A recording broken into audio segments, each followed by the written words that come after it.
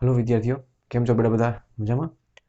Last lecture में આપણે thermal physics એટલે કે થર્મલ પ્રોપર્ટીઝ ઓફ મેટર ચેપ્ટરમાં અમુક ડેફિનેશન્સ જોતા હતા, ઉપયોગ જોયા પછી, બરાબર?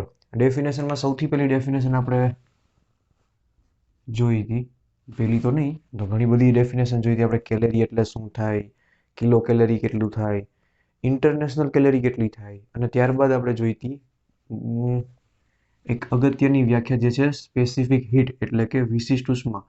આપણે પહેલાં એક વસ્તુ સમજી લઈએ, 1 કેલેરી એટલે 1 ગ્રામ પાણી, તાપમાન 1 સેલ્સિયસ કે 1 કેલ્વિન વધારવા કે ઘટાડવા માટે આપવી પડતી ઉર્જા. ક્લિયર? એટલે આપણે એવું નક્કી કર્યું કે ઉષ્મા નામની વસ્તુ છે ને આપણે હવે કેલેરીમાં જ માપશું. ક્લિયર? ચલો, કિલો કેલેરી ખ્યાલ છે આપણને, ઇન્ટરનેશનલ કેલેરીમાં 14.5 થી 15.5. ક્લિયર? ચલો, એના પછીની ડેફિનેશન હતી વિશિષ્ટ ઉષ્મા, જેને આપણે સ્મોલ સી અથવા તો સ્મોલ એસ વડે દર્શાવતા હતા. અને એની ડેફિનેશન હતી કે 1 ગ્રામ દળ ધરાવતી કોઈ પણ વસ્તુનું તાપમાન 1 સેલ્સિયસ વધારવા અથવા તો 1 કેલ્વિનનો વધારો કે ઘટાડો કરવા માટે આપવી પડતી ઉર્જા તો સોરી તો કેલેરી નો થયો. ગમે એ પદાર્થ છે બેટા, કોઈ પણ પદાર્થને એનું દળ છે કંઈક, દળ આપણે લીધું 1 ગ્રામ, તાપમાન 1 સેલ્સિયસ વધારો કે ઘટાડવા માટે આપવી પડતી ઉર્જા એ હવે પદાર્થ ઉપર ડિપેન્ડન્ટ છે. ક્યારેક પોસિબલ છે પદાર્થ 1 ગ્રામનો છે પણ એને આપણે 5-6 કેલેરી ઉર્જા આપવી પડે છે સેમ વસ્તુ શું કહેવાય તાપમાન બદલાવવા માટે. તો દરેક વખતે 1 ગ્રામ માટે 1 કેલેરી આપવી પડે એવું ફિક્સ નથી હોતું. દરેક વખતે 1 ગ્રામ માટે 1 કેલેરી આપવું પડે એવું ફિક્સ નથી હોતું. અલગ અલગ પદાર્થ માટે અલગ અલગ હોય છે. તો ત્યારે એને કહેવાય છે પદાર્થની વિશિષ્ટ ઉષ્મા. અને સ્મોલ સી અથવા તો સ્મોલ એસ બેમાંથી કોઈ પણ એકનું ઇક્વેશન આપણે લખ્યું હતું. આપણે એસ સ્વરૂપે ઇક્વેશન લખ્યું હતું અને એવું કીધું હતું આપવી પડતી ઉર્જા એમ સી ડેલ્ટા ટી પણ લખાય છે અથવા તો એમ એસ ડેલ્ટા થીટા લખાય છે. તમે જે પદાર્થનું દળ લીધું હશે, જે પદાર્થનું દળ, માનો લોખંડ તમે લીધું છે, એનું તમે દળ લીધું છે, તો ત્યારે જે વિશિષ્ટ ઉષ્મા મળશે એ લોખંડની વિશિષ્ટ ઉષ્મા કહેવાશે. 1 ગ્રામ લોખંડને 1 સેલ્સિયસ તાપમાન વધારવા માટે માનો મારે 10 કેલેરી ઉર્જા આપવી પડે છે, તો એની વિશિષ્ટ ઉષ્મા 10 થશે. દુનિયાના કોઈ પણ છેડેથી હું લોખંડનો ટુકડો લઈ આવું 1 ગ્રામનું, એના માટે મારે 10 કેલેરી જ ઉર્જા જોઈ. રીઝન ફિક્સ છે, એક જ પ્રકારનું તત્વ છે લોખંડ. તો લોખંડ તમે ગમે ત્યાંથી લેવો, તત્વ તો સેમ જ રહેવાનું છે ને, બધી એની સંરચના સેમ રહેવાની છે. તો એના માટે એને આપવી પડતી ઉષ્મા 1 ગ્રામ માટે આપવી પડતી ઉષ્મા હંમેશા ફિક્સ રહેશે. Q is equal two ms delta theta. Mostly આપણે ms ડેલ્ટા થીટા ઇક્વેશનનો ઉપયોગ કરશું. mc ડેલ્ટા ટી પણ લખી શકાય છે, પણ ટી ક્યાંક ક્યાંક આવતો હોય છે એટલે આપણે એ વિચારતા નથી. ચલો, એના પછી આના ઉપરથી આ એસ અથવા તો સી નો એકમ શું થાય, એકમ શું થશે? ઇક્વેશન તો યાદ રાખી દીધું આપણે, ઇક્વેશન આપણે કોઈ તકલીફ નથી, પણ યુનિટ, આનો યુનિટ શું થાય? તો બંનેમાંથી કોઈ એકને સૂત્રનો કરતા બનાવો અને બાકી બધાની વેલ્યુ મૂકો. તો એકમ થશે જૂલ. અચ્છા, આખું નામ લખીએ તો સ્મોલમાં લખવું પડશે, જૂલ ડિવાઈડ બાય એસ બરાબર ઇક્વેશન થાય ક્યુ ના છેદમાં એમ ડેલ્ટા થીટા. એમ એટલે દળ, જૂલ છે ઈ એસઆઈ પદ્ધતિનો એકમ છે તો નીચે કિલોગ્રામમાં દળ આવશે, અને તાપમાન તો હંમેશા શું આવશે? એસઆઈ પદ્ધતિ પ્રમાણે કેલ્વિનમાં આવશે. જો તમે એસઆઈ પદ્ધતિ પ્રમાણે યુનિટ વિચારો તો ઉર્જાનો એકમ છે જૂલ, ઉર્જા ઉષ્મા બધી વસ્તુમાં છે, એનો એકમ છે જૂલ. પછી દળનો એકમ છે કિલોગ્રામ અને તાપમાનનો એકમ કેલ્વિન છે. પણ જો તમે સીજીએસ પદ્ધતિ પ્રમાણે વિચારો, સીજીએસ પદ્ધતિ પ્રમાણે, તો આપણે ક્યુ ને સીજીએસ પદ્ધતિમાં કેલરીમાં માપીએ છીએ. જે આપણે વ્યાખ્યા લખી ને સીજીએસ પદ્ધતિમાં, જો ગ્રામ કેલ્વિન તો કેલ્વિન, એને તો કોઈ ફરક નહીં પડતો સીજીએસ હોય કે એસઆઈ હોય. કેલરી ડિવાઈડ બાય દળનું થશે ગ્રામ જી અને કેલ્વિન ઇનવર્સ. હવે તમે કેલ્વિન ઇનવર્સ લખો છો કે સેલ્સિયસ ઇનવર્સ લખો છો, કોઈ જ ફરક રહેતો નથી. આ વસ્તુ મગજમાં રાખજો. મોસ્ટલી એસઆઈ પદ્ધતિમાં આપણે અહીંયા કેલ્વિન લખીએ છીએ, પણ હવે સમજજો, હું મસ્ત વસ્તુ કહેવા જાઉં છું. હું તમને ક્વેશ્ચન પૂછું ત્યારે હું અહીંયા સેલ્સિયસ ઇનવર્સ આપી શકું છું. હું પૂછું ત્યારે ઈ એસઆઈ યુનિટ નથી, પણ હું તો તમને પૂછી શકું છું ને. આ તો કોના જેવી વાત થઈ? ન્યૂટન બળનું એકમ છે, પણ હું એમ લખું કે બળ લાગે છે કિલોગ્રામ મીટર પર સેકન્ડ સ્ક્વેર પ્રમાણે, 10 કિલોગ્રામ મીટર પર સેકન્ડ સ્ક્વેર પ્રમાણે બળ લાગે છે. ચાલે ને, શું વાંધો છે એમાં? થયું તો ચાલે, સેમ જ પારિમાણિક દ્રષ્ટિએ સેમ રહેશે. ડેલ્ટા ટી છે તાપમાનનો ફેરફાર, કેલ્વિનમાં લો કે સેલ્સિયસમાં લો, વેલ્યુ સેમ જ આવે છે. તો તમને એક્ઝામમાં હેરાન કરવા માટે આ બંનેનો એકમ આ પણ આપી શકે છે. સમજાય વસ્તુ બધાને? તમારે એટલું યાદ રાખવાનું, તમને કોઈ પણ એકમ આપી શકે છે, તમારો જવાબ ઓપ્શન ઉપરથી નક્કી થશે શું આપે. અને જો તમને થિયરીમાં ક્વેશ્ચન પૂછ્યો હોય તો મોસ્ટલી આપણે આન્સર એસઆઈ યુનિટમાં જ લખીએ છીએ, છેલ્લો આન્સર. બરોબર? સમજો, એમસીક્યુ સોલ્વ કરતા હોઈએ અને છેલ્લો આન્સરમાં નીચે સેલ્સિયસ લખેલું હોય તો આપણે જવાબ સેલ્સિયસ પ્રમાણે આપવું પડે ને, કે આ સેલ્સિયસ છે, ભાઈ સેલ્સિયસને કેલ્વિનમાં કોઈ ફેર પડતો નથી. પછી ક્વેશ્ચનમાં આ યુનિટ આપ્યો છે અને આન્સરમાં આ યુનિટ આપ્યો છે, તો મારે કન્વર્ટ કરવું પડે. અચ્છા, ક્વેશ્ચનમાં નીચેનો યુનિટ આપ્યો છે, આન્સરમાં આ યુનિટ આપેલો છે આવડો, તો આને આમાં કન્વર્ટ કરવું પડે. એમાં ગ્રામનું કિલોગ્રામ કરવું પડે, કેલરીનું જૂલ કરવું પડે. કેલ્વિનનું સેલ્સિયસ કરવામાં આંકડામાં કોઈ ફરક પડતો નહીં, કારણ કે ફેરફાર છે. સમજો, ફેરફાર છે. એટલે યાદ રાખવું, ફિઝિક્સમાં હંમેશા તકલીફ રહેશે. ક્વેશ્ચનમાં જે પણ યુનિટ આપેલો હોય, તમારો થિયરી પ્રમાણે છેલ્લો આન્સર એસઆઈ યુનિટમાં હોવો જોઈએ, અથવા તો સીજીએસ યુનિટમાં પણ ચાલી શકે છે, અને બાકી તો એમસીક્યુના ઓપ્શન પ્રમાણે નક્કી થશે. પણ કન્વર્ઝન કરતી વખતે ધ્યાન રાખવું ક્યાં વેલ્યુ મૂકવી પડે ને ક્યાં ન મૂકવી પડે. આ બંનેની વેલ્યુમાં કોઈ ચેન્જ નહીં થાય, પણ એસઆઈ તો આને જ કહેવાય. બરોબર? ચલો, સેમ એવી જ રીતે સીજીએસ પદ્ધતિમાં પણ હું આ રીતે તમને આપી શકું છું. ક્લિયર? અચ્છા, અમુક લોકો ક્યારેક એવું સમજતા હોય છે કે સીજીએસ યુનિટમાં આ યુનિટ લખી શકાય છે અને એસઆઈમાં યુનિટ લખી શકાય છે. એવું કોઈ જગ્યાએ છે, પણ આપણે યાદ રાખશું બધા જ આ બંને યુનિટની વેલ્યુ સેમ આવશે ને આ બંને યુનિટની વેલ્યુ સેમ આવશે. વેલ્યુ એટલે શું? અહીંયા ધારો કે 1 હોય તો અહીંયા ત્યારે એટ અ ટાઈમ 1 જ હશે, કારણ કે બાકી બધું સેમ જ છે. જૂલ છે, કિલોગ્રામ છે, ને કેલ્વિનનો ફેરફાર હોય કે સેલ્સિયસનો ફેરફાર હોય, સરખો થાય છે. તો આટલા યુનિટ આપણી પાસે અવેલેબલ છે. ક્લિયર? હવે એક વેલ્યુ યાદ રાખવાની તમારે, સ્મોલ સી પાણી માટે શું થાય? શુદ્ધ પાણી માટે વ્યાખ્યા પ્રમાણે 1 કેલરી, તો 1 થાય. શુદ્ધ પાણી માટે 1 કેલરી પર ગ્રામ કેલ્વિન આટલું થાય. સમજો હું શું બોલું છું. પાણીની, શુદ્ધ પાણીની વિશિષ્ટ ઉષ્મા, શુદ્ધ પાણીની વિશિષ્ટ ઉષ્મા 1 કેલરી પર ગ્રામ કેલ્વિન થાય. હવે તમે સમજાય શું કહેવા માંગે છે સર? એવું કહેવા માંગે છે કે 1 કેલ્વિન કે 1 સેલ્સિયસનો ફેરફાર કરો તાપમાનમાં. કેમાં?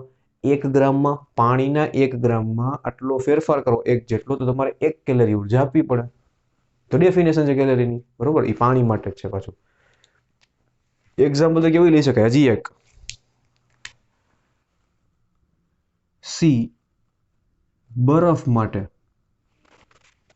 બરફ માટેની વિશિષ્ટ ઉષ્મા કેટલી છે? તો સમજો, બરફ માટેની વિશિષ્ટ ઉષ્મા છે 0.5 કેલરી પર ગ્રામ કેલ્વિન. 0.5 કેલરી પર ગ્રામ કેલ્વિન આટલું છે. આ બંનેનો મતલબ સમજો. પાણી, એનું તાપમાન 1 સેલ્સિયસ વધારવા માટે 1 કેલરી હોય, બરફનું 1 સેલ્સિયસ તાપમાન વધારવા માટે 0.5 જોઈ. અમુક લોકોને ક્વેશ્ચન થશે, હું ક્વેશ્ચન મૂકીને તમારા માટે જ રાખું છું કે સર ઉભા રહો ફરીથી. ધારો કે -2 સેલ્સિયસનો બરફ છે, 0 કરતા ઓછા તો બરફ જ હોય. -2 નું -1 કરવું હોય તો 0.5 ઉર્જા આપવાની. -1 નું 0 કરવું હોય તોય 0.5 ઉર્જા આપવાની. પછી 0 નું 1 કરવું હોય તો પછી 1 ઉર્જા આપવાની. એમ એટલે અચાનક જ 0 સુધી તમારે 0.5 ઉર્જા આપવાની છે, 0 પછી 1 ઉર્જા આપવાની છે. આમ જોવા જાય તો આંકડા પ્રમાણે તમે કહો છો એ સાચું જ છે, 0 પછી 1 ઉર્જા આપવાની હોય, પણ વચ્ચે છે ને એક પ્રોસેસ થાય બરફ ઓગળવાની. તમે લોકો મને એક વસ્તુ વિચારીને કહેજો કે બરફ આમ કરીને ઓગળી જાય, ફટાક ઓગળી ગયો સીધો. -5 હતું, -4 બરફ, -3 બરફ, -2 બરફ, -1 બરફ, 0 5 બૂમ. એવું નથી થતું. એની એક પ્રોસેસ છે, એ આપણે આના પછી સમજશું, આગળ જતા આવશે. બરોબર, અત્યાર સુધી જો કે એનો મતલબ શું થાય છે. આવી રીતે બધા જ પદાર્થની વિશિષ્ટ ઉષ્મા તમને આપે જ્યારે પણ ક્વેશ્ચન પૂછે ત્યારે. તમારે આ બે વસ્તુ યાદ રાખવાની છે, બાકી કોઈના માટે કંઈ યાદ રાખવાનું નથી થતું. ચલો, વિશિષ્ટ ઉષ્મા થઈ. વિશિષ્ટ ઉષ્મા ઘન પદાર્થ માટે તો તમે આ રીતે ગોતી લેશો, પ્રવાહી માટે અમુક માટે આ રીતે મળે, પણ વાયુ માટે વિશિષ્ટ ઉષ્મા એક પ્રોસેસ ઉપર આધાર રાખે છે. વાયુ માટે વિશિષ્ટ ઉષ્મા વાયુને કેવી રીતે ઉષ્મા આપવામાં આવે તેના પર આધાર રાખે. જો ઘન પદાર્થ માટે તમે કંઈક ને કંઈક કરીને ગોતી લેશો, એમાં એક વસ્તુ જો એક સેન્ટેન્સ એમાંય છે, કદાચ તમે નીચે ક્યાંક સેન્ટેન્સ લખી શકશો કે લોખંડની વાત કરો. તમે લોખંડ માટે એક વસ્તુ સમજાવી હતી લાસ્ટ લેક્ચરમાં, ઓગળતી વખતે શું થાય. તમે 0 થી 1000 સેલ્સિયસ સુધી લોખંડને કઈ ફરક ન પડે, માનો 100 સેલ્સિયસ સુધી કઈ ફરક ન પડે, ખાલી ગરમ થાય. પછી 100 થી 200 ગરમ થાય, 200 થી 300 ગરમ થાય. ધીમે ધીમે એક પરિસ્થિતિ એવી આવે કે તાપમાન એના માટે બહુ વધારે થઈ ગયું, તો ધીમે ધીમે ઓગળવા માંડશે. ઓગળવા માટે પછી શું થાય, પછી તમારે થોડીક જ ઉર્જા આપવી પડે. એનું તાપમાન 1000 માંથી 1001 કરવા માટે, 1001 કરવા માટે, 2000 હોય તો 2001 કરવા માટે જરાક ઉર્જા આપવી પડે. આ દરેક પરિસ્થિતિમાં તમારે આપવી પડતી ઉર્જા બદલાઈ શકે છે. તમારે તાપમાન 0 માંથી 100 કરવું હોય તો થોડી વધારે ઉર્જા આપવી પડે છે, પણ 100 માંથી 200 કરવું હોય તો પ્રમાણમાં ઓછી ઉર્જા આપવી પડે છે. તેનો મતલબ દરેક વખતે શું થયું, દરેક ડેલ્ટા ટી માટે, દરેક 100 સેલ્સિયસના તાપમાનના ફેરફાર માટે એક્ઝામ્પલ તરીકે ક્યુ અલગ અલગ આપવો પડે છે, તો વિશિષ્ટ ઉષ્મા અલગ અલગ મળે. એટલે વૈજ્ઞાનિકો એક વસ્તુ મેળવી કે તમે કઈ રેન્જમાં વસ્તુને ગરમ કરો છો, કયા તાપમાને ગરમ કરો છો. પાણી 0 થી 50 સેલ્સિયસમાં ગરમ કરો છો, 50 થી 100 સેલ્સિયસમાં ગરમ કરો છો. લોખંડ, મોસ્ટલી લોખંડનું એક્ઝામ્પલ શું કે આરામથી ગરમ કરી શકાય છે. લોખંડ તમે 0 થી 100 સેલ્સિયસમાં ગરમ કરો છો, 500 થી 600 સેલ્સિયસની વચ્ચે ગરમ કરો છો. તો દરેક તાપમાનનો ફેરફાર તો 100નો જ છે, પણ એના માટે આપવી પડતી ઉર્જા અલગ અલગ છે. તેના માટે એક સેન્ટેન્સ આવે છે કે તમને બુકમાં મળશે કે પદાર્થ કયા રેન્જમાં તાપમાન બદલાવવામાં આવે છે એ પ્રમાણે અલગ અલગ વિશિષ્ટ ઉષ્મા ધરાવે છે. જેમ કે પાણી જ છે, પણ માઇનસ તાપમાન હતું તો અલગ વિશિષ્ટ ઉષ્મા મળી, અને પ્લસ તાપમાન છે તો અલગ વિશિષ્ટ ઉષ્મા મળે છે. કદાચ વરાળની વિશિષ્ટ ઉષ્મા અલગ હશે, પણ વરાળ કેમાં આવી ગયું, વાયુમાં, એટલે મેં અહીંયા લખ્યું નથી. સમજજો, કારણ કે એની અલગ રીત મળે આખી. તો કયા તાપમાનના ગાળામાં એને તમે ગરમ કરો છો એના પ્રમાણે વિશિષ્ટ ઉષ્મા અલગ અલગ મળે. આપણે નોર્મલી પાણી માટે 0 થી 100 માટે એક જ લઈએ છીએ, આપણે કોઈ વધારે ચેન્જ નથી. ભાઈ 1.1 થતું હોય કે 0.9 થતું હોય, શું ફરક પડે, ખોટું એવું ટેન્શન લેતા નથી. પણ અલગ અલગ તાપમાનની રેન્જ માટે અલગ અલગ વિશિષ્ટ ઉષ્મા મળી શકે છે બીજા બધા પદાર્થમાં, બીજા ઘન પદાર્થમાં, ઇવન પ્રવાહીમાં પણ. વાયુ માટેની વિશિષ્ટ ઉષ્મા તેને કઈ રીતે ઉષ્મા આપવામાં આવે એના ઉપર આધાર રાખે છે. આ કઈ રીતે, માની લો હું એક પાત્રની અંદર ગેસ ભરું છું અને એને ગરમ કરું છું, અને પાત્ર એવું છે કે પાત્ર તો ફિક્સ જ રહેશે ને, તો એનું કદ ફિક્સ છે, તો આપવી પડતી ઉષ્મા અલગ થાય છે. પછી મેં એક વસ્તુ, એક કામ કરો, આપણે એવી કંઈક વસ્તુ વિચારીએ કે જેનાથી ધીમે ધીમે ધીમે ધીમે પાત્ર મોટું થાય અને ગેસને ફેલાવવા માટે એ મદદ કરે. બલૂન આવે ને, હોટ એર બલૂન, આમ જેમ જેમ તમે ગરમ હવા બલૂનમાં ભણો ધીમે ધીમે મોટો થાય, એકદમ મોટો થાય ને પછી આમ ઉપર જાય હવામાં, હોટ એર બલૂન કહેવાય એને. એમાં શું થાય, કદ બદલાય છે પણ આપણે પ્રેશર સેમ રાખીએ છીએ, કારણ કે બધી સપાટી થોડીક બહાર આવી જાય. બરોબર, તો કઈ મેથડથી ઉષ્મા આપો છો કે ગરમ કરો છો એના પ્રમાણે વિશિષ્ટ ઉષ્મા બે ભાગમાં વહેંચાય છે. વાયુ માટે, જો આ જે વાત છે એ માત્ર ને માત્ર વાયુ માટે છે. બહુ જ અગત્યની વસ્તુ છે, યાદ રાખજો. પેલું છે અચળ દબાણે વિશિષ્ટ ઉષ્મા, જે થશે કેપિટલ સી, સાઈડમાં પી. દબાણ અચળ રાખીને તમે વાયુને ગરમ કરો છો તો તમને અલગ ઉર્જા મળશે. અહીંયા ક્યુના ઇક્વેશનમાં અલગ આવી જશે એટલે તમારે શું કરવું પડે? સીપી. પી અચળ હોય ને ત્યારે સી ગોઈતો છે આપણે, પણ અહીંયા સ્મોલ સી છે, અહીંયા કેપિટલ સી છે. એના પછી અચળ કદ વિશિષ્ટ ઉષ્મા, બરોબર, જેને લખાશે સી વી, કેપિટલ સી બાજુમાં સ્મોલ વી, બરોબર. આનો મતલબ આગળ જતા આવશે જ્યારે આપણે આખું વાયુનું ચેપ્ટર ભણશું ત્યારે, જેનું નામ છે kinetic theory of gas. Clear?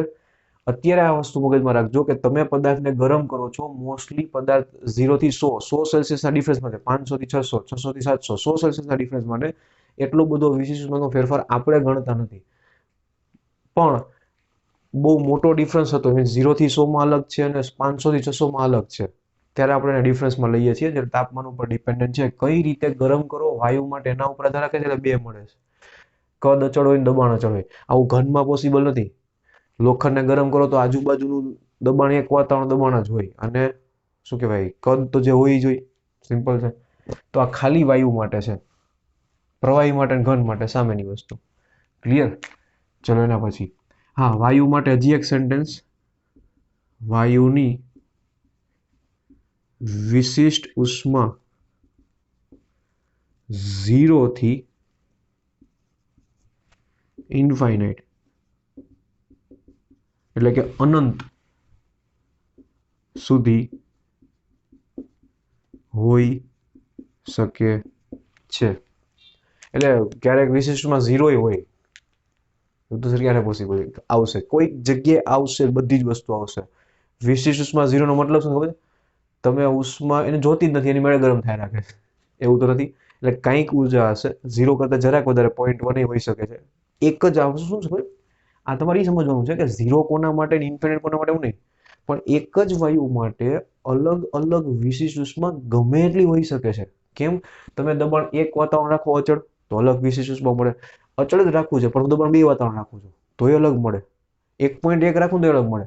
રાખ્યું અચળ, આખા પ્રોસેસ દરમિયાન મેં 1.1 વાતાવરણ દબાણ રાખ્યું તો મને અલગ વિશિષ્ટ ઉષ્મા મળે.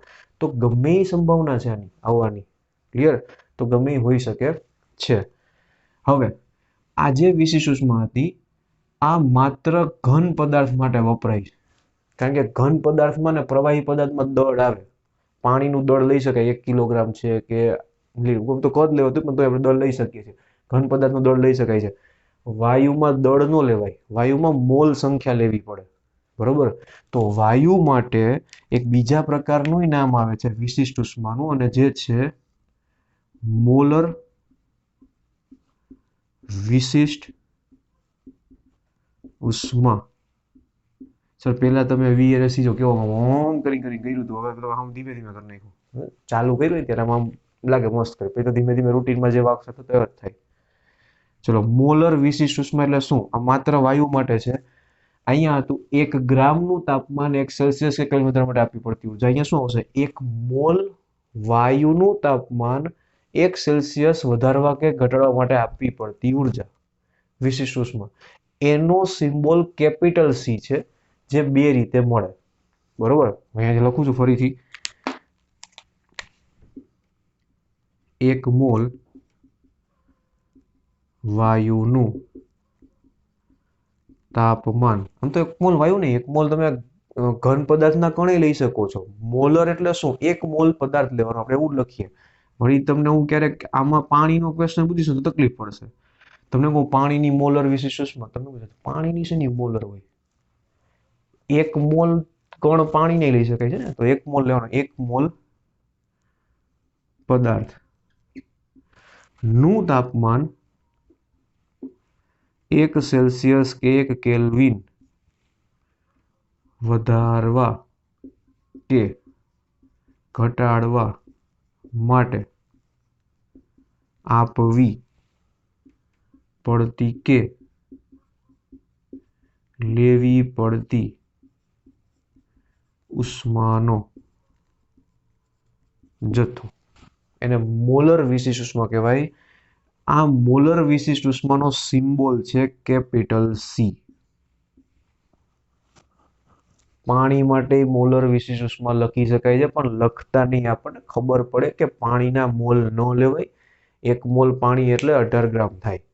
આપણે મોસ્ટલી એને શું કહીએ, વાયુ માટે જ લઈએ છીએ, બરોબર. પણ હું વાયુ તોય નથી લખતો, કારણ કે કોઈ પણ માણસ લઈ શકાય. માણસ 1 મોલ માણસ નહીં પોસિબલ, બરોબર. ગણી લેજો ક્યારેક.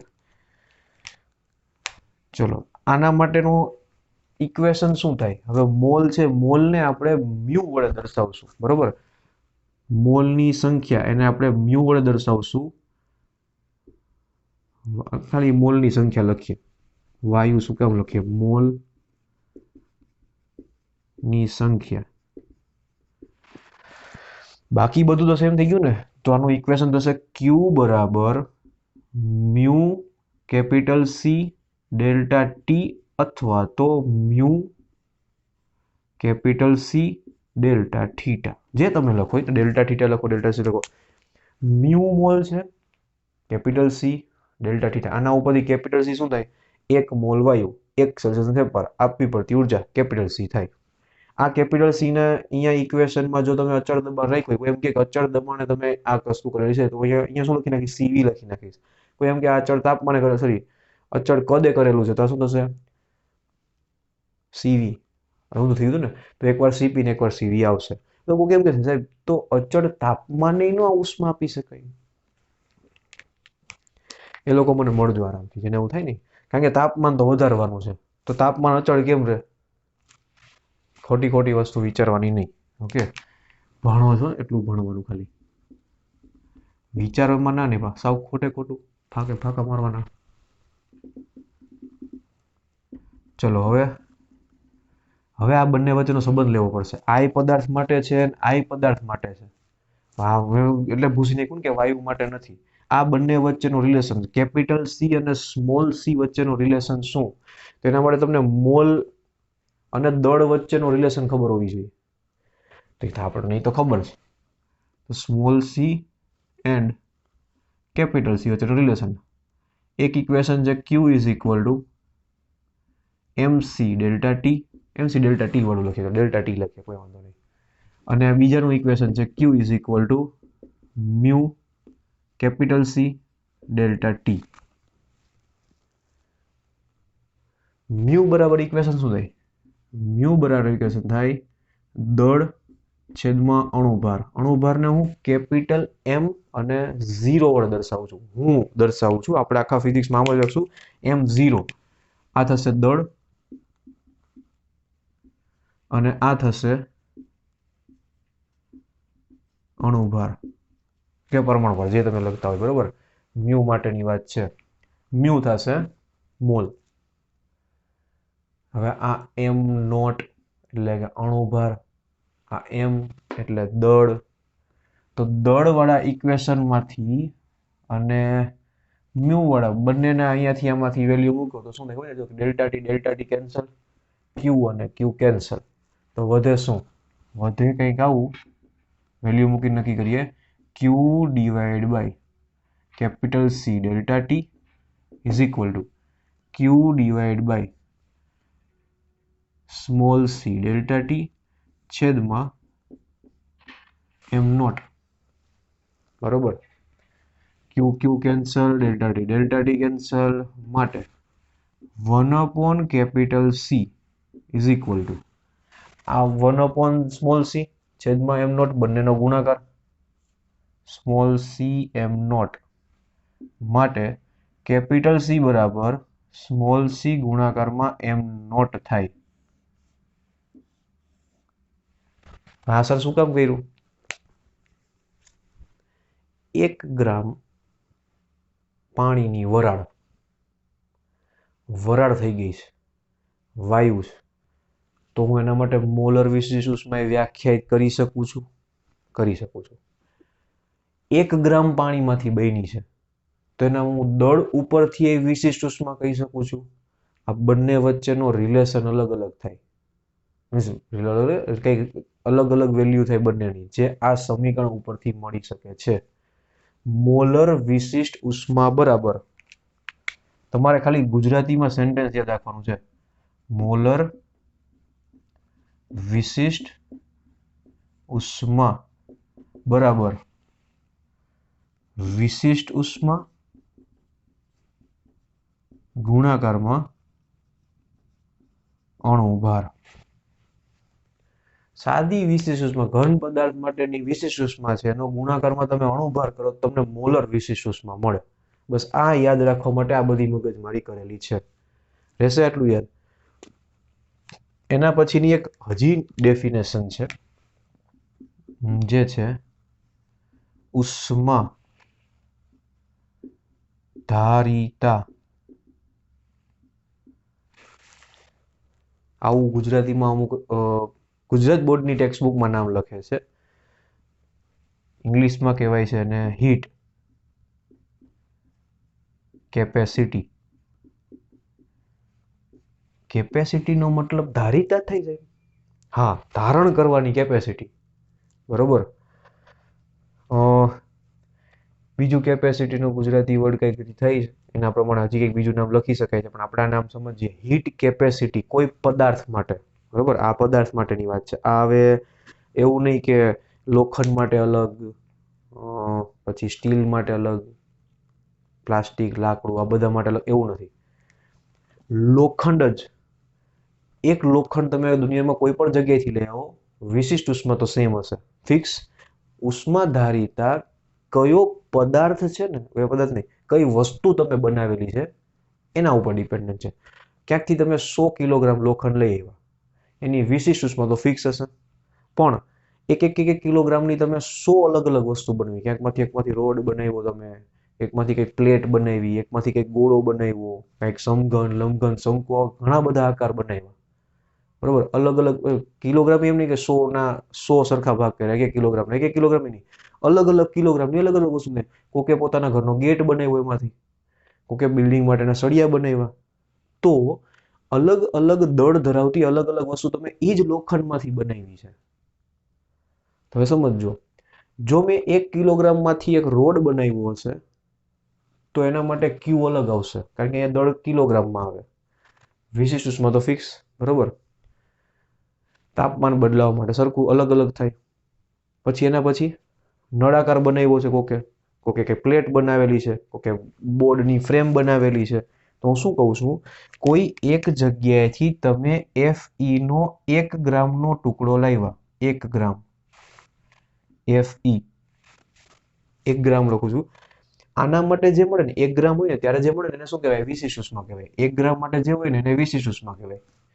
પણ હવે મને કોઈ એમ કે સાહેબ તમે એક રોડ બનાવ્યો લોખંડનો જે 100 ગ્રામનો છે, કે આપણે સમજાઈ ગયું. પછી તમે એક નળાકાર બનાવ્યો જેનું દળ 50 ગ્રામ છે. પછી તમે એક પ્લેટ બનાવી જેનું દળ 25 ગ્રામ છે. અલગ અલગ દળ ધરાવતી તમે વસ્તુ બનાવી, અને હવે તમે એમ કહો છો કે આ ત્રણેયનું તાપમાન, આનું તાપમાન મારે 1 સેલ્સિયસ વધારવું છે, 1 ગ્રામ વાળાનું તાપમાન, આનું તાપમાન 1 સેલ્સિયસ વધારવું છે, અને આ ત્રણેય વસ્તુને પણ 1 સેલ્સિયસ કે 1 કેલ્વિન આપણે તાપમાન વધારવું છે. તો શું બધાને સરખી ઉષ્મા આપવી પડશે? તો તમે કહેશો નહીં સર, બધા માટે ઇક્વેશન તો છે, Q બરાબર mc ડેલ્ટા ટી અથવા તો ms ડેલ્ટા થીટા. ઇક્વેશન તો સેમ છે, પણ આના માટે m બરાબર 1 ગ્રામ આવે, આના માટે 50 ગ્રામ, આના માટે 100 ગ્રામ, આના માટે 25 ગ્રામ. માની લો 1 ગ્રામ લોખંડને ગરમ કરવા માટે આપવી પડતી ઉર્જા, ઉષ્મા ઉર્જા, એ 10 કેલેરી છે. આના માટે 10 કેલેરી છે. 1 ગ્રામ હતું, 1 સેલ્સિયસનો ફેરફાર 10 કેલેરી છે, એપ્રોક્સ સમજવા માટે, ખાલી આંકડો સમજવા માટે લઈએ છીએ. તો 50 ગ્રામ માટે કેટલી થાય? 83 મૂકો તો કેટલું થાય? 500 થાય ને. 1 ગ્રામ માટે 10 તો 50 ગ્રામ માટે કેટલું? કારણ કે લોખંડની વિશિષ્ટ ઉષ્મા તો સેમ જ રહેવાની છે. 100 ગ્રામ માટે 10,000, એટલે 1000, 10,000 શું 1000, 25 ગ્રામ માટે 250. તો દરેક અલગ અલગ પદાર્થ સેમ જ મટીરિયલનો બનેલો છે, પણ બધાના દળ અલગ અલગ છે. તો કોઈ વસ્તુ એના દળ પ્રમાણે ગરમ થવા માટે કંઈક ઉર્જા રાખે, એની કેપેસિટી કહેવાય. સમજો આપણા શરીરની વાત કરીએ, માની લો શરીર છે ને આખું એક જ પ્રકારના તત્વનું બનેલું છે, જે કંઈક આ સ્કિન કે કંઈક શું કહેવાય પેશી ને સ્નાયુ એ બધું એક જ છે, એક જ તત્વ છે.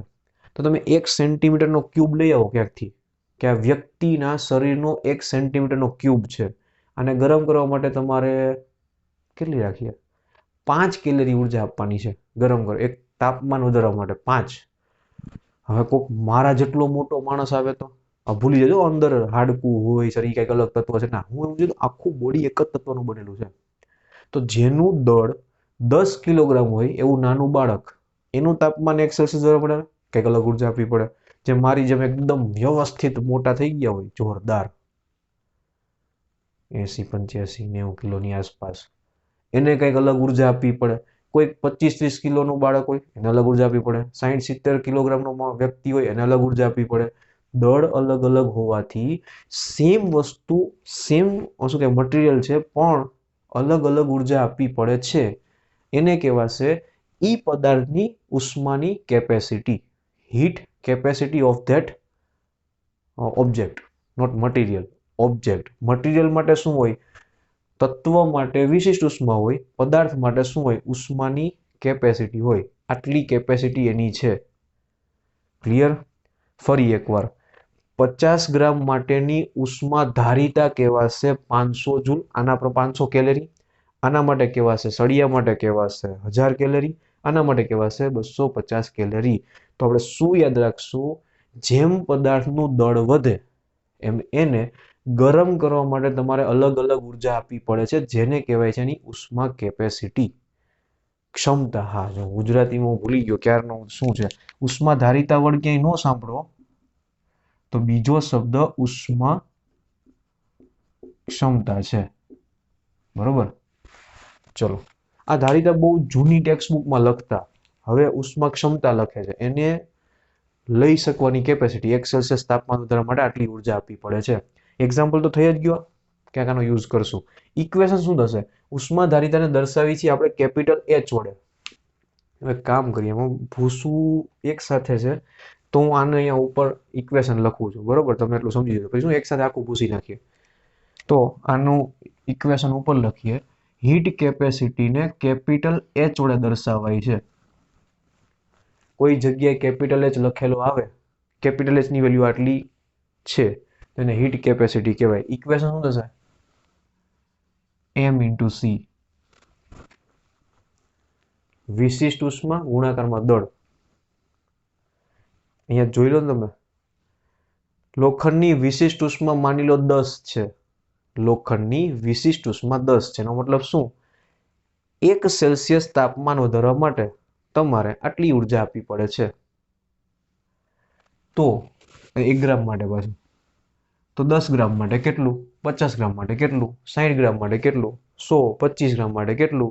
તો યાદ રાખશું, દળના ગુણાકારમાં C કરવાથી H મળે છે. દળના ગુણાકારમાં C કરવાથી H મળે છે.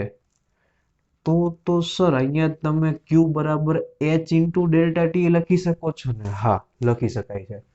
એટલે કે Q બરાબર થશે H × ડેલ્ટા T, આવું લખી શકાય છે. અથવા તો H × delta theta, M × C અથવા તો M × S, બંને વસ્તુ. વળી તમે એમ કહી શકો અહીંયા તમે S નહીં લખ્યું, એટલો મતલબ મને નહીં સમજવાનું કે S ન આવે. આવું ઇક્વેશન થશે. એકમ શું થાય ઉષ્મા ધારિતાનો? એ તમારે બનાવવાનું છે. આ હું પૂછીશ, ઓકે? તમારે આ એકમ હાથે બનાવવાનું છે. આનો એકમ શું થાય? આટલા એકમ અહીંયા લખ્યા છે વિશિષ્ટ ઉષ્માના. એમનું એકમ તમને દળ કિલોગ્રામ ખબર છે. જો અહીંયા કિલોગ્રામમાં હોય તો ત્યાં કિલોગ્રામમાં દળ લેવાનું. જો ગ્રામમાં લો તો ગ્રામમાં દળ લેવાનું. સમજાશે આટલું બધાને? ચલો, તો અહીંયા સુધી ડેફિનેશન છે. આના સિવાયની ડેફિનેશન આ બધું ભૂસીને આપણે લખીએ. ઓકે, નેક્સ્ટ ડેફિનેશન તો નથી, એક વસ્તુ આપણે સમજી લઈએ જે આપણે વચાવ્યું. વિશિષ્ટ ઉષ્માનો યુનિટ આપણે જૂલમાં પણ લખ્યો અને કેલરીમાં પણ લખ્યો. જૂલ છે ને એ ખરેખર એકમ છે ગતિ ઉર્જા, સ્થિતિ ઉર્જા, કાર્ય, આ બધાનું, જે તમે યંત્રશાસ્ત્રમાં ભણ્યા. આગળ યંત્રશાસ્ત્ર એટલે મિકેનિક્સ, બરોબર, જેમાં બધી મિકેનિકલ વસ્તુ થાય, કંઈક વસ્તુ સ્થાનાંતર કરે, પદાર્થ ઉપર બળ લાગે, ધક્કો વાગે, કંઈક ખરેખર કંઈક વસ્તુ બની, મિકેનિકલ વસ્તુ બની. કેલરી છે એ ઇનવિઝિબલ વસ્તુ માટે છે, જે છે હીટ. હું અત્યારે ગરમી ફીલ કરું છું, મને ગરમી લાગે છે, મારા શરીરમાંથી ગરમી બહાર આવે છે, કોઈક ગરમ વસ્તુ છે એમાંથી ગરમી બહાર આવે છે, એ ઇનવિઝિબલ વસ્તુ છે. ત્યાં ખૂબ જ સૂક્ષ્મ કંઈક ઉષ્માના કણ હોય ને એવું વિચારી તો આપણે ઉષ્માના કણ ક્યાંક જાય છે એવું લઈ શકાય છે, ખરેખર હોતું તો છે નહીં. તો એક વસ્તુ છે જૂલ, એ કંઈક રિયલ વસ્તુ માટે છે, જે ખરેખર થાય છે, મિકેનિકલ વસ્તુ જેને આપણે કહીએ છીએ. એક છે એ આપણને દેખાતું નથી, કંઈક ફીલ થાય છે એના માટે છે. બંને વચ્ચેનો કંઈક સંબંધ છે, એક જૂલ અને એક કેલરી વચ્ચેનો સંબંધ, એ આપણે યાદ રાખવાનું છે. ઓકે, એને કહેવાય છે મિકેનિકલ ઇક્વિવેલન્ટ ઓફ હીટ. એ જે અચળાંક મળશે ને એને કહેવાય છે મિકેનિકલ ઇક્વિવેલન્ટ ઓફ હીટ. ઉષ્માને અનુરૂપ કાર્યનો સંબંધ શું મળે? હું એમ કહું, મેં અહીંયા પાણીને ગરમ કર્યું, 1 કેલરી ઉર્જા વપરાણી, તો એને બરાબર ત્યાં કાર્ય કેટલું થાય સ્થાનાંતર દરમિયાન, બંને વચ્ચેનો સંબંધ ઇક્વલ શું થાય? તો તમને ખબર છે, તમારે યાદ રાખવાનું છે, 1 કેલરી બરાબર 4.186 જૂલ થાય. હું આખું જ લખું, આમ તો કેપિટલ જે લખો તો વાંધો નથી, પણ હું જે હું વેલ્યુ લખીશ જૂલ થાય. 1 કેલરી બરાબર 4.186 જૂલ. તો ક્યાંક તમને ગતિ ઉર્જા આપેલી હોય તો ગતિ ઉર્જાનો આન્સર હંમેશા જૂલમાં જ મળે. ગતિ ઉર્જા કોઈ દિવસ કેલેરીમાં ન મળે, યાદ રાખજો, ગતિ ઉર્જા હંમેશા જૂલમાં મળે. નોર્મલ જે ગતિ ઉર્જા, સ્થિતિ ઉર્જા, યાંત્રિક ઉર્જા, બધી ઉર્જા છે ને એ જૂલમાં મળે, કાર્ય જૂલમાં મળે. પણ હીટ, ઉષ્મા શેમાં મળે? હંમેશા કેલેરીમાં જ મળે. કેલેરીમાં જ માપીએ છીએ આપણે એને. આ બંને વચ્ચેનો સંબંધ છે. એવું તમે વિચારો, W એટલે કાર્ય થાય અને H એટલે ઉષ્મા, હીટ થાય. તો હું એવું લખી શકું છું કે કાર્ય હંમેશા જૂલમાં મપાય છે, ઉષ્મા હંમેશા કેલરીમાં મપાય છે.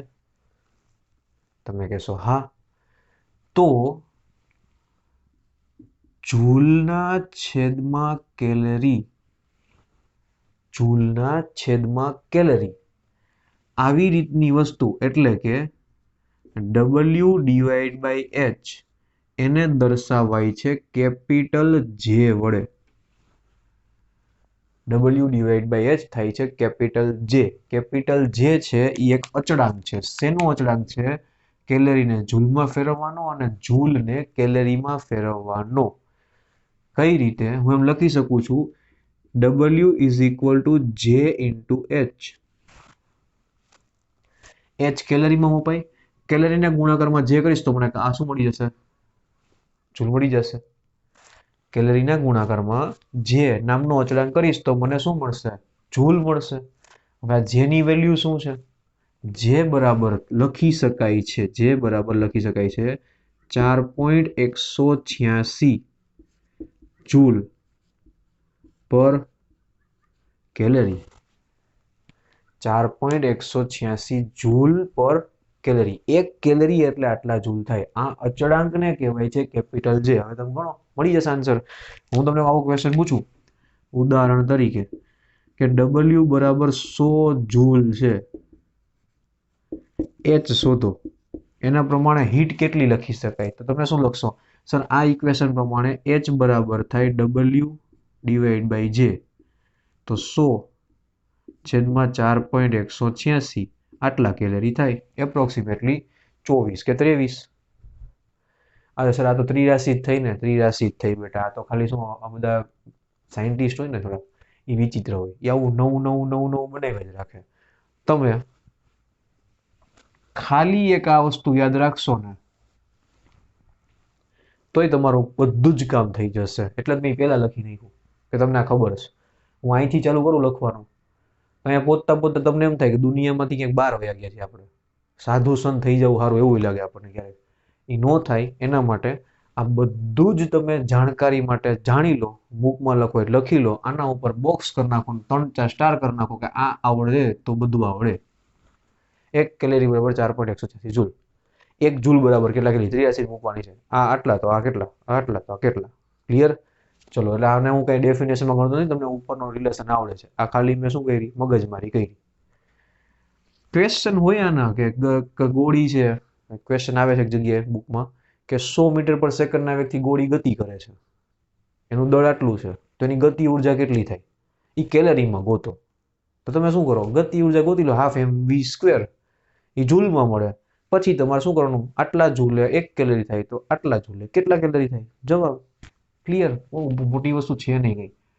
હવે એના પછી અગત્યની વસ્તુ છે શું? એક સેન્ટેન્સ હું લખું છું જે તમારે યાદ રાખવાનું છે, અને એ સેન્ટેન્સ કંઈક આવું છે: પદાર્થને ગરમ કરતા શું થાય? તમે કોઈકને ગરમ કરો તો શું થાય? કોઈ વ્યક્તિને ગરમ કરો તો એ ગુસ્સે થાય, મારે, માથામાં કોણી મારે, સિંઘમની જેમ પંજો મારે, એ જે મારે, ગોળી મારી દે, બરોબર, ટીસ્યુ ઉડાડી દે, માથાના વાળ પકડીને બેન્ચ ઉપર પછાડે, બધું જ પોસિબલ છે. વ્યક્તિની વાત થાય છે, હું પદાર્થની વાત કરું છું. પદાર્થને ગરમ કરવામાં આવે તો બે જ વસ્તુ શક્ય છે. શું? પેલી, તાપમાન વધે, એનું ટેમ્પરેચર વધે. આપણે કઈ સમજી શકવાની વાત છે ને. તમે કોઈ વસ્તુને ગરમ કરો તો એ ગરમ થાય, ઓબ્વિયસ છે, સમજવા જેવું છે ને. એ તો ગરમ કરો તો ગરમ જ થાય ને, ઠંડી થોડી થાય. બીજું, આ પહેલી વસ્તુ હતી. બીજી વસ્તુ, એની અવસ્થા બદલાય. અવસ્થા બદલાય. અવસ્થા એટલે શું? ઘનમાંથી પ્રવાહી થાય, પ્રવાહીમાંથી વાયુ થાય, વાયુમાંથી ઉડી જાય, એટલે ઉડી ગયું, વાયુમાંથી ઉડી એટલે ઉડી જ ગયું. ઘન હોય, ગરમ કરો, પ્રવાહી થઈ જાય, હજી ગરમ કરો, પ્રવાહીમાંથી વાયુ થઈ જાય. આના અવસ્થા બદલાણી કહેવાય. તો તમને અવસ્થા અલગ અલગ ખબર છે કેટલી છે? 3 પ્રકારની અવસ્થા છે. 4 નો બોલતા પણ ખબર તમને આવડે છે, પણ તોય 3 અવસ્થા છે: ઘન, પ્રવાહી અને વાયુ. જ્યારે તમે પદાર્થને ગરમ કરવાની શરૂઆત કરો ત્યારે અલગ અલગ ઘણા બધા સ્ટેજમાંથી પાસ થાય. ઘનમાંથી પ્રવાહી થાય, પ્રવાહીમાંથી વાયુ થાય. આ બધાના કન્વર્ઝનના નામ છે. કે ઘનમાંથી પ્રવાહી થઈને તો એને ઓગળ્યું કહેવાય, ઓગળી ગઈ વસ્તુ, તો એને ગલન થયું કહેવાય, ગલન, ગલન થવું. પછી આવશે પ્રવાહીમાંથી વાયુ થવું, એને શું કહેવાશે? બાષ્પીભવન. બાષ્પીભવન કહેવાય. ઉત્કલન કહેવાશે, ઉત્કલન થવું. બાષ્પીભવન અલગ વસ્તુ છે. પછી બાષ્પ બની જવું, આ શું કહેવાય? ઉકળવું, ઉત્કલન થવું, બરોબર. વરાળ થઈ જવી એવું કહેવાય. પછી વરાળ પાણીની હોઈ શકે છે, વરાળ શરબતની હોઈ શકે છે. ખરાબ લાગ્યું સાંભળવું, પણ થઈ શકે છે તો છેલ્લે પાણી જ, બરોબર. પણ આવું બોલી શકાય છે કે કોઈ પણ પ્રવાહી વસ્તુ વાયુમાં કન્વર્ટ થાય તો એ વરાળ પાણીની બની હોય તો વરાળ કહેવાય. બાકી બધા માટે ઉત્કલન થયું કહેવાય. ગલન થયું, ઉત્કલન થયું. ઊંધી પ્રોસેસ વિચારો ને. વાયુમાંથી પાણી થયું, એ ક્યારે થયું? તમે નામ સાંભળ્યું હશે, liquid nitrogen gas, liquid hydrogen gas, liquid oxygen gas. બહુ વધારે પ્રેશર આપો ને તો પ્રવાહીમાં કન્વર્ટ થઈ જાય વાયુ છે, બરોબર. પછી એવી જ રીતે પાણી ઘન થઈ જાય, હોઈ થાય છે. ક્યારેક તો એવી અવસ્થા પોસિબલ છે કે તમે કોઈક ઘન ટુકડો મૂકો, ડાયરેક્ટ વાયુમાં કન્વર્ટ થાય. કેમાં થાય? વિચારજો આ વસ્તુ. ઘન ડાયરેક્ટ વાયુમાં કન્વર્ટ થાય, એને કહેવાય ઉર્ધ્વપાતન. ઉર્ધ્વપાતન. ડાયરેક્ટ ઘનમાંથી વાયુ કેમાં થાય? બધા કાર્બન ડાયોક્સાઇડ સોલિડ સ્વરૂપમાં રાખો તમે, બરોબર, સૂકો બરફ જેને આપણે કહીએ છીએ, એ સૂકો બરફ તમે હવામાં રાખો ને, ડાયરેક્ટ વરાળ. બીજી વસ્તુ તમે બરફમાં આવું પોસિબલ છે, સાદા બરફમાં, પાણીને, સાદા બરફને તમે પાણીમાં શું, સાદા બરફને તમે ક્યાંક મૂકો તો એમાંથી આમ તમને ધુમાડા નીકળતા દેખાશે. એટલે શું થાય? અમુક પાણીના કણ ડાયરેક્ટ વરાળમાં કન્વર્ટ થઈ જાય, બરોબર. તો આવી ઘણી બધી અવસ્થા બદલાવાની વાત છે. હું તમને કહું છું કે પદાર્થને ગરમ કરતા તેનું તાપમાન વધે ને કાં તો અવસ્થા બદલાય, બરોબર. જે હું બોલ્યો એને આપણે ક્યારેક પાછું ફરીથી સમજશું, કઈ કઈ અવસ્થામાં ક્યાં શું થાય, કયા નામનો શું મતલબ થાય. અત્યારેની વાત કરીએ. આપણે આ વસ્તુ સમજી ગયા. તાપમાન વધે તો કઈ રીતે વધે, તો કે ઇક્વેશન પ્રમાણે વધે. Q બરાબર mc ડેલ્ટા ટી ઓર ms ડેલ્ટા થીટા, બરોબર. જો તાપમાન વધે ને તો આ સમીકરણનો ઉપયોગ કરવો પડે કેટલી ઉર્જા તમે આપી નક્કી કરવા માટે, કારણ કે અહીંયા ડેલ્ટા ટી છે. હવે અવસ્થા બદલાય ને ત્યારે યાદ રાખજો તાપમાન ન બદલાય, એવું હોય ને, કાં તો તાપમાન બદલાય ને કાં તો તાપમાન ન બદલાય. તાપમાન ન બદલાય ને ત્યારે સમજવાનું પદાર્થની અવસ્થા બદલાય. એટલે હવે આ સમજવાની વાત છે. -5 નો બરફ તમે ક્યાંકથી લઈ આવો, જો તમે એને ગરમ કરો ને તો -5 નું -4 થાય, -4 નું -3 થાય, -3 નું -2 થાય, -2 નું -1 થાય, -1 નું 0 થાય. 0 સુધી, 0 સેલ્સિયસ સુધી બરફનો બરફ જ હોય. 0 સેલ્સિયસ આમ ઠાક કરીને પાણી ન થઈ જાય કે પાણી, એવું નથી. અહીંયા બરફ જ રહે. ચલો, 0 સેલ્સિયસના બરફ પછી પાણી બને 0 સેલ્સિયસનું. તમે ગરમ કરી રાખો ને જી, તો 0 સેલ્સિયસનો બરફ 0 સેલ્સિયસનું પાણી બનાવે. 0 સેલ્સિયસે પાણી બરફમાંથી પ્રવાહી સ્વરૂપમાં આવે છે. એટલે 0 સેલ્સિયસને શું કહેવાય? પાણી માટેનું ગલન બિંદુ કહેવાય. ગલન બિંદુ અમુક લોકો પહેલી વાર સાંભળતા હશે, એવું મને લાગતું નથી પહેલી વાર સાંભળતો, પણ હું આ બધા શબ્દોના મતલબ કહીશ. ગલન થવું એટલે ઓગળવું. જે તાપમાને ઓગળે ને એ તાપમાનને ગલન બિંદુ કહેવાય. માણસનું ગલન બિંદુ શું? તો કે 10 સેલ્સિયસ. એનો મતલબ શું થાય? માણસ 10 સેલ્સિયસ ગરમ થાય ને, એટલે 10 તો નહીં, સોરી 100 સેલ્સિયસ. 100 નહીં, 100 તો પાણી માટે છે અલગ જગ્યાએ. માણસ માટે રાખીએ 80 સેલ્સિયસ. ચલો, માણસનું તાપમાન 80 સેલ્સિયસ થાય ત્યારે માણસ ઘનમાંથી પ્રવાહી સ્વરૂપમાં થઈ જાય, ઓગળી જાય, બરોબર. પછી આમ જરા નદીમાં વહી જાય, પૂરું પતી ગયું, એમ નહીં. પણ એક્ઝામ્પલ ખાલી કે જે તાપમાને પદાર્થ ઘનમાંથી પ્રવાહી થાય એને ગલન બિંદુ કહેવાય. પાણી માટેનું ગલન બિંદુ 0 સેલ્સિયસ છે, આપણને ખ્યાલ છે, બરોબર. પછી તમે હજી ગરમ કરો ને તો 0 સેલ્સિયસના પાણીમાંથી હવે 1 સેલ્સિયસ 2 3 4 કરતા ક્યાં આવ્યો? 100 સેલ્સિયસનું પાણી થાય. 100 સેલ્સિયસનું પાણી થાય. અહીંયા સુધી પાણીને કોઈ ફરક પડે નહીં, પ્રવાહીનું પ્રવાહી જ રહે, બરોબર. પાછું અહીંયા તાપમાન બદલાણું તો અહીંયા તમે ઇક્વેશન યુઝ કરી શકશો mc ડેલ્ટા ટી, બરોબર. અહીંયા શું કરવાનું? અહીંયા કેટલી ઉર્જા આપી હશે? મફતમાં થઈ જાય એમને બધું. તમે બરફને ગરમ તો કરો ને ઓગળવા માટે, તો સમજો તમે કન્ટિન્યુઅસલી ગેસ ચાલુ રાખ્યો, અમુક ઉર્જા અહીંયા વપરાણી, અમુક ઉર્જા અહીંયા વપરાણી. એનું ઇક્વેશન આપણી પાસે છે તાપમાન બદલાય એના માટેનું. પણ તમે જોયું, ખબર પડી કે જે આ બંનેના ઇક્વેશનથી આન્સર મળે છે ને એના કરતાં વધારે ઉર્જા તમે આપી હતી. તમે થઈ ગયા હેરાન. આ વધારાની ઉર્જા ક્યાં ગઈ? અવસ્થા બદલાવવામાં વપરાય. એ મફતમાં ન થઈ જાય. તો પ્રોસેસ પૂરી કરી નાખું.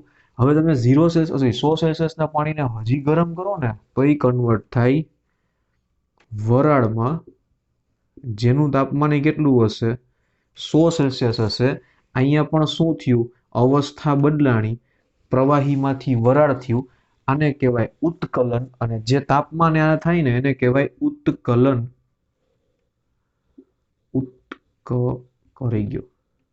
ઉત્કલન બિંદુ. પડી ખબર? તો ગલન થયું, સોરી તાપમાન વધ્યું, ગલન થયું, તાપમાન વધ્યું, ઉત્કલન થયું. ઉત્કલન થયા પછી શું થશે? 100 સેલ્સિયસની વરાળ બની. હવે તમે ગરમ કરો ને તો વરાળનું તાપમાન તમારે જ્યાં સુધી લઈ જવું હોય ત્યાં સુધી જાય. 500 સેલ્સિયસની વરાળ કરી શકો છો, બરોબર. વરાળનું તાપમાન હંમેશા 100 સેલ્સિયસ કરતાં તો વધારે જ હશે. તમે એને વધારે ઉર્જા આપી હોય તો. ક્લિયર? 100 સેલ્સિયસે તો જસ્ટ પાણીમાંથી વરાળ થાય, પણ એના માટે ઉર્જા આપવી પડે. અવસ્થા બદલવા માટે ઉર્જા આપવી પડે. ગરમ કરો એ ઉર્જા બે જગ્યાએ વપરાય. કાં તો તાપમાન વધે ને કાં તો અવસ્થા બદલાય, બરોબર. અવસ્થા બદલવી એના માટે જરૂરી ઉર્જાને શું કહેવાય છે ખબર છે? ગુપ્ત ઉર્જા કહેવાય છે. તો આપણો નેક્સ્ટ વ્યાખ્યાનો પોઈન્ટ છે ગુપ્ત ઉર્જા. ઉષ્મા, અહીંયા થોડી ઉર્જા, ગુપ્ત ઉષ્મા. ગુપ્ત ઉષ્મા એટલે શું? ગુપ્ત જગ્યાએ વપરાય ગઈ, ખબર જ ન પડી શું થયું એનું. પદાર્થ ને ગરમ કરતા અચળ તાપમાને જો તેની અવસ્થા બદલાય તો તે અવસ્થા બદલવા માટે જરૂરી ઉષ્માને ગુપ્ત ઉષ્મા કહેવાય, બરોબર. પડે ખબર બધાને? ચાલો. પદાર્થને ગરમ કરતા અચળ તાપમાને જો તેની અવસ્થા બદલાય તો તેને અવસ્થા બદલવા માટેની જરૂરી ઉર્જાને શું કહેવાય? ગુપ્ત ઉષ્મા કહેવાય. અચળ તાપમાને થાય, જો તાપમાન ન બદલાય, આપણે મગજમાં રાખજો, તાપમાન ન બદલાય ત્યારે અવસ્થા બદલવા માટે જરૂરી ઉર્જાને ગુપ્ત ઉષ્મા કહેવાય. ગુપ્ત રીતે વપરાય ગયા, શું વધ્યું ગુપ્ત બદલાઈ ગયું. ક્યાં ઉર્જા ગઈ? બરફના દરેક કણના બંધ હતા, કંઈક બરફ, પાણીનો એક કણ પાણીનો બીજો, બધા ચોંટી ગયા હતા બરફમાં, એનો બંધ તોડવા માટે ઉર્જા છે. પછી પાણી વરાળમાં હશે, પાણી સ્વરૂપે પાણી હતું, બંધ હશે પણ આમ કંઈક ફ્લેક્સિબલ બંધ હશે ને, તરત તૂટી જાય. તમે પાણી ખોબા મળ્યો તો બાકીના બધા કણ તરત બીજા બધા કણ છૂટા પડી જાય. હવે વરાળ બનાવી છે મતલબ શું? બધા કણને સાવ છૂટા કરી નાખવાના છે. તો એ જે વચ્ચે જરા કંઈ બંધ હતો ને એને તોડી નાખ્યા. તો અહીંયાથી અહીંયા તમારે ઉર્જા શું કામ જોઈ છે? અવસ્થા બદલવા માટે બધા વચ્ચેના બંધને તોડવા પડે. આ પ્લાસ્ટિકના કણ છે બધા જોડાયેલા હોય અને ઓગળવા માટે શું કરવું પડે? ઉર્જા આપવી પડે. ઓગળે એટલે શું થયું? બધા વચ્ચેના બંધમાંથી ઘણા બધા બંધ તૂટી જાય. તો એ બંધ તોડવા માટે તમારે ઉર્જા આપવી પડે. રહેશે આટલું યાદ? ઓકે. તો હવે શું કરશું? ગુપ્ત ઉષ્માને ઇંગ્લિશમાં કહેવાય લેટન્ટ હીટ.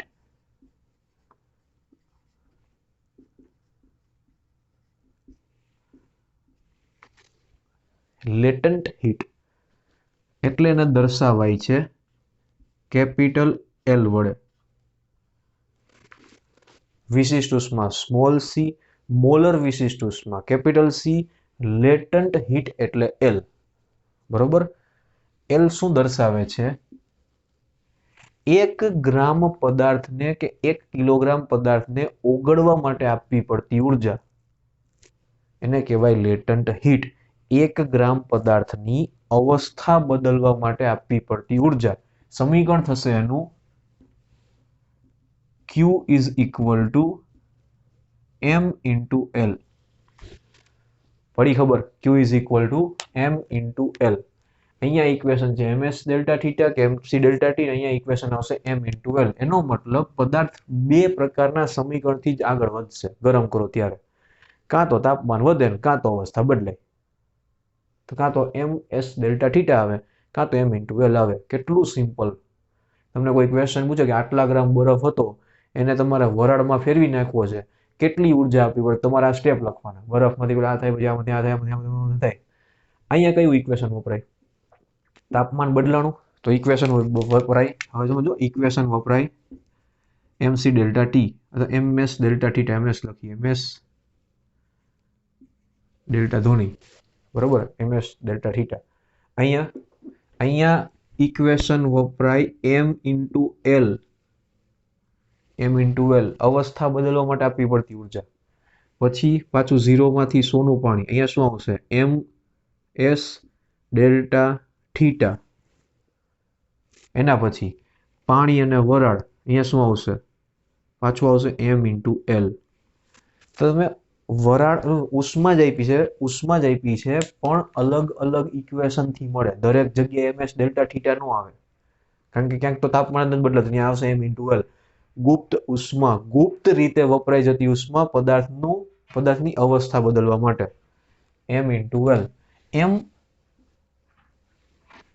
ગ્રામમાં હોય ત્યારે ક્યુ નો આન્સર શેમાં આવશે? કેલરીમાં આવશે. તો આપણે એલ નો એકમ લખીએ, યુનિટ ઓફ એલ એ થશે કેલરી પર ગ્રામ. કેલરી પર કિલોગ્રામ એ હોઈ શકે છે, એવું કઈ જરૂરી નથી. કેલરી પર ગ્રામ, કેલરી પર કિલોગ્રામ. સર જૂલ પર કિલોગ્રામ લખી શકાય? પછી જૂલને કેલરીમાં ફેરવતા આવડવું જોઈએ. ચેપ્ટરમાં યાદ રાખજો, આખા ચેપ્ટરમાં આપણે ઉષ્માનો ઉપયોગ કરીએ છીએ એટલે મોસ્ટલી આપણે બધી જગ્યાએ શેનો ઉપયોગ કરશું? કેલરી યુનિટનો જ ઉપયોગ કરશું. જૂલનો શક્ય એટલો ઓછો યુઝ કરવાનો થશે. ઓકે, તો કેલરી પર ગ્રામ. બે વસ્તુની વેલ્યુ તમને લખીને આપું, તમારે યાદ રાખવાની છે અને એનો સિમ્બોલ એ અલગ છે. જેમ કે અહીંયા બરફનું પાણી થાય છે, ઓગળે છે, ઓગળવું ઓગળવું ઓગળવું ઓગળવું થશે ફ્યુઝન.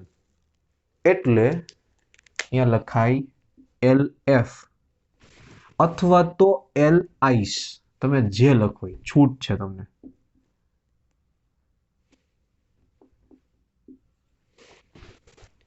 જે પણ લખો, બરફને ઓગળવા માટેની લેટન્ટ હીટ ઓફ ફ્યુઝન, બરોબર, તો એની વેલ્યુ છે 80 કેલરી પર ગ્રામ. ઓહ સાહેબ, આટલી બધી ઉર્જા આપવી પડે? વિચાર કરો, જોવા જેવી વાત છે. બરફની વિશિષ્ટ ઉષ્મા કેટલી હતી? ક્યાંક આપણે લખીએ, આની વિશિષ્ટ ઉષ્મા હતી 0.5 કેલરી પર ગ્રામ કેલ્વિન. 1 કેલ્વિન તાપમાન વધારવા માટે 0.5 આપવી પડે, પણ ઓગળવા માટે જો કેટલી આપવી પડે? 80 કેલરી ઉર્જા આપવી પડે 1 ગ્રામ માટે. આટલી બધી શું કામ સર? આટલી બધી એટલે કારણ કે બંધ તોડવા ઈઝી નહીં. એમ કઈ એક કેલરી, ધારો કે આ 5 કેલરી હોત તો ફૂંક મારો તો બરફ ઓગળી જાય. એમ ન ઓગળવાનું હોય, એને બહુ વાર લાગે બંધ તોડવા માટે. ચલો બરોબર, કોઈ વસ્તુનું કન્સ્ટ્રક્શન કરવામાં શું કહેવાય, આમ ફટાફટ વસ્તુ મૂકવામાં મહેનત થાય, પણ તોડવા માટે કેટલી મહેનત થાય? વધારે મહેનત થાય ને હંમેશા. શું કામ? વસ્તુ હવે એકબીજા સાથે જકડાઈ ગઈ છે એટલે તોડવા માટે વધારે બળ, વધારે મહેનત જોઈએ.